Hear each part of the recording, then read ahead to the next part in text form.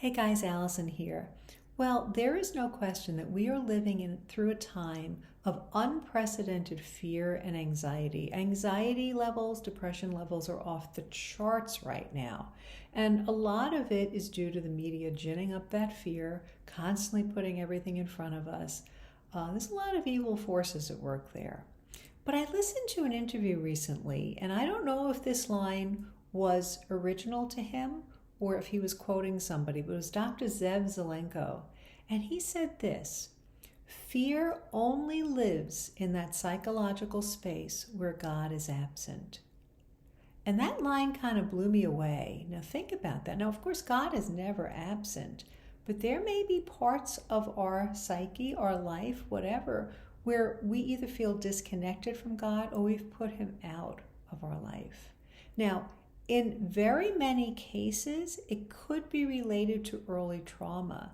All right, when something traumatic happens when we're young, particularly, we go into that fight or flight mode. The amygdala of the brain is activated, and we can get stuck there, and we can't think. All right, it's really kind of like a primitive reaction.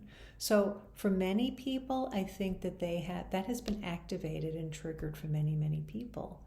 But for others, we have to think about those areas we feel the most fearful.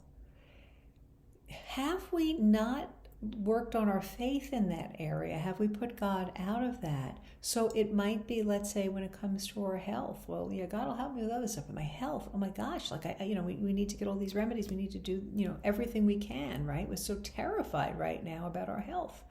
Or it could be that we're fearful about our livelihood. A lot of people are having to make very difficult decisions right now as things are being forced on them.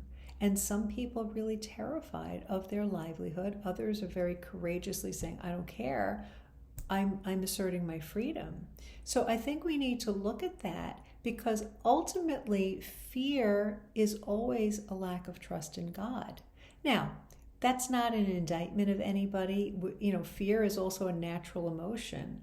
And when we get to a point where our fear is so high that we have this level of anxiety, you're not guilty of sins. I don't want to give anybody that impression. But I think that it gives us information that we need to invite God into those areas. We need to examine those areas where we're really fearful and examine, what is my belief about God? Do I believe that God can provide for me if I take a stand? Do I believe that God can protect me even when there might be bad things out there? What do I really believe? Now, that doesn't mean that we throw prudence to the curb, that we do obviously do things to protect ourselves, to protect our health, to protect our livelihood. There's a lot of things that we can and should do.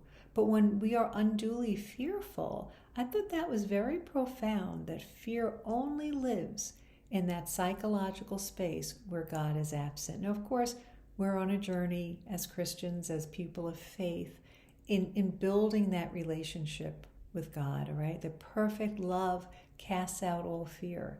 But we need to invite that perfect love in sometimes. When we become aware of our fearfulness, that's a sign that we need to get before Jesus, ask him to come into that darkness, surrender that area to him, and it'll also send the demons flying away from you. So I think that's really important, all right? Fear only lives in that psychological space where God is absent.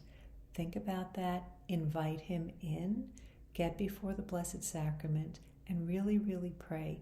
If you are struggling with anxiety to the point where it's interfering with your life, where it feels unmanageable, I really encourage you to reach out to a Catholic therapist on catholictherapist.com.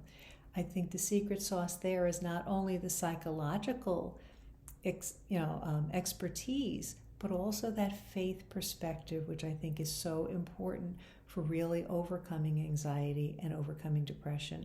Don't go it alone. It's perfectly normal to feel fearful in the world we're living in, but if it's interfering in your life, please reach out to a Catholic therapist. There's a link below this video. Hope you find that helpful. May God bless you.